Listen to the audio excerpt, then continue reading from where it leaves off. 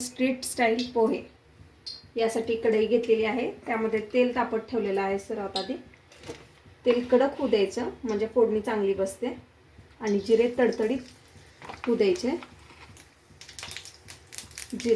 मोहरी घातलीत आधी।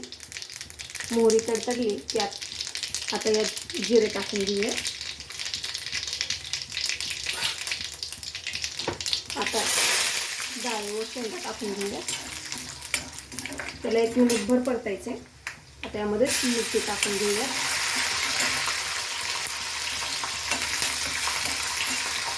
मिरची टाकली की थोडंसं मीठ टाकून घ्यायचं म्हणजे मिरचीमध्ये पण मीठ चांगलं मिळतं। आता हे ओबडधोबड कांदे चिरून घेतलेले आहेत। पोहेमध्ये कांदे जास्त टाकायचे म्हणजे पोहे छान होतात।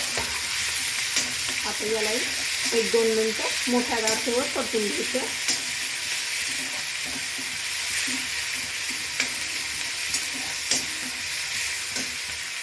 इथे मी पोहे भाजून भिजवून घेतले होते। 1-2 मिनिट छान याला लालसर होऊ द्यायचे। परतत राहायचं म्हणजे खाली चिटकत नाही।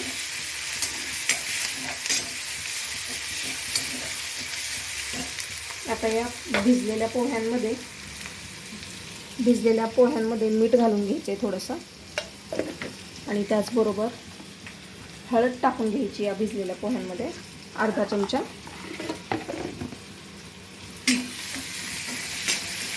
हे छान लालसर झालेले। आता गॅस मंद करायचा आणि हे भिजलेले पोहे यामध्ये ओतून घ्यायचे।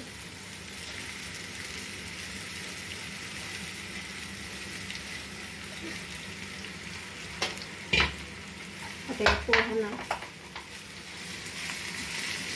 छान असं एकजीव करून घ्यायचा। गॅस मंद करायचा म्हणजे खाली लागत नाही।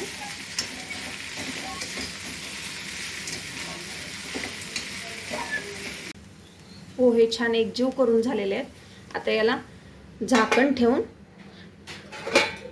5 ते 10 मिनिट मंद आचेवर याला वाफलून घ्यायचं म्हणजे पोहे छान होतात। आता 1 मिनिटभर वाफलवल्यानंतर आणखीन एकदा छान असं मिक्स करून घ्यायचं त्याला आणि आणखीन 5 मिनिट वाफलून घ्यायचे।